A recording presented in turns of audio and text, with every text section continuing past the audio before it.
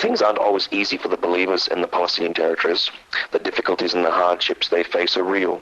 I met up with Imad Hadad, the pastor of the Lutheran Evangelical Church in Beit Sahour, and I asked him how long the church has been here. Well, it has been here since the 1990s. Started with a school first, and then the people liked the teachings of the faith, and they established a church with the missionaries who came and opened the school. So it's a missionary-based school? It's a missionary-based school and a missionary-based church. Do you get lots of missionaries coming here into the area? We've got a lot of assistants who are coming here. They assist in the school and they assist in the congregation sometimes as well. So when did you become a Christian?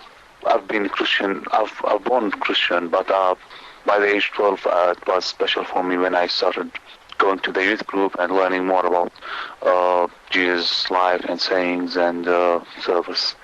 So as a pastor, what needs do you feel that are here in the community? We need to establish some kind of leadership for our community that will help go on with the ministry of this church. So how do you reach out with the gospel to the people around you here in Beit Sahour? Well, we don't go and preach mostly, but we use our ministry as cool as a church to go out. So our deeds are our reaching out for the community. Is it easy to reach the Muslim community here in the area?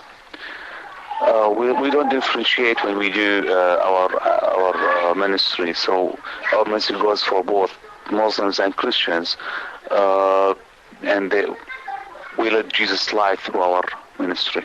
But do many Muslims actually come to Jesus? Not here in Beit Sahour. We don't have it much here in Beit Sahour. How easy is it to live here with the situation that you face? Well, it's not easy. It's not easy at all, but the situation is more or less a humiliating situation that we are living in. We're trying to break through this situation to live in faith, hope, and love. Do you feel like a second-class citizen then? No, not at all. Not at all. We and the Muslims live on the same level of citizenship, but we both face the same difficulties with the occupation that we face. How do you counsel people when they feel like there's no hope and there's no future? Once more, I would say through faith, hope, and love. That's our aim. That's our mission. We bring people. We pray with them. We share faith with them.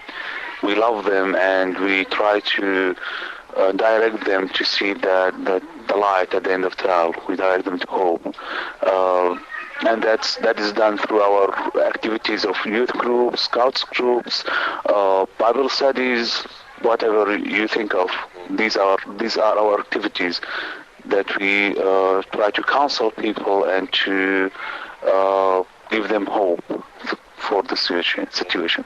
So how do you cope as a pastor yourself? Because you're going through many of the same things that you see a congregation going through, and sometimes it isn't easy. So how would you cope as well? What I try to do is I try to love as I was loved. I think this is the way I'm trying to use. Jesus loved me, God loved us all, and He saved us. And I'm trying to reflect this love through my ministry and through myself to the people, even those who hate me. That's not easy, but I think what I'm trying to do is I'm trying to see God's image in the person who's before me. That's the only way I try it, in which I can love people and go for them, even if they hate me. So it's your faith that's helping you through it then? Yes. Do you think that one person can make a difference here in the land? Well, if Jesus did a difference here in the land, then His servants will, and only through the grace of God. Yeah. Difference is coming, and I do see it. I do see difference coming through through the ministry of many people, which is visible to all. Now, there's lots of hatred here, and Jesus said, love your enemy. How easy is it to be subjected to the harassment and the difficulties that you face each day, like going through checkpoints and all these sort of things? How easy is it for you? Well, as I said in the beginning, it's a humiliating situation, and it's not easy at all. But once more, I do look at the other person as my brother and sister in God's family. God is the Father who created us all, and we are all brothers. And I'm trying to see the face and the image of God in the other. That's the only way for me. What do you think will actually bring peace to the Middle East?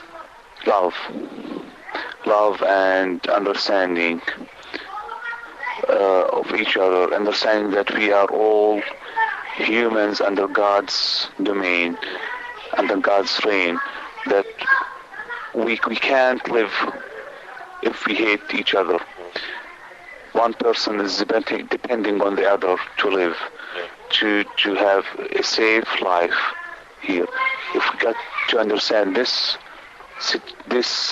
kind of mentality, then I think peace will reign here in this land. So do you see the cause here as a Palestinian cause, or would you say it as more as a Muslim cause? Because mainly it's usually the Muslim who goes out and is the suicide bomber. So I'm a Palestinian and I'm a Christian, so it is my cause. It's a Palestinian cause, it's not a religious cause.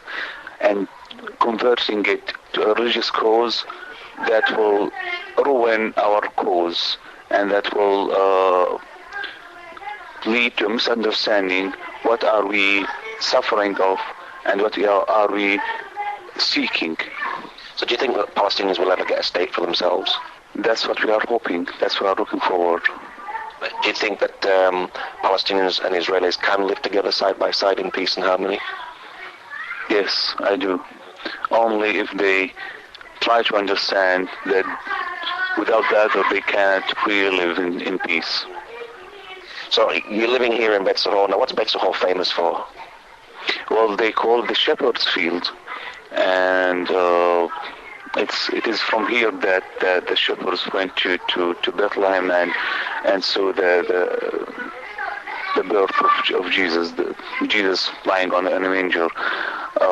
It's famous for its olive wood carvings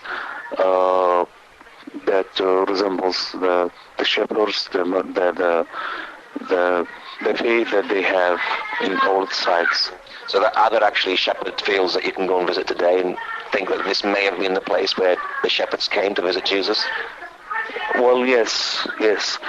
There are many sites that you can go and visit, having in mind that this where the shepherds may have been.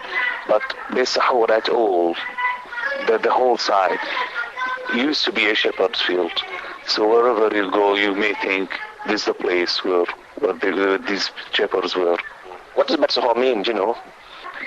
Basically, it means the place of Sahar, which is the place of people who wake up very early, or people who watch for what is coming, and that is where the shepherds used to, what the shepherds used to do. They used to wake up and watch for their cattle. Sahar. So what's it like for you living here in Beit Sahour, being very close to Bethlehem, particularly at Christmas time? Living in this area is a blessing.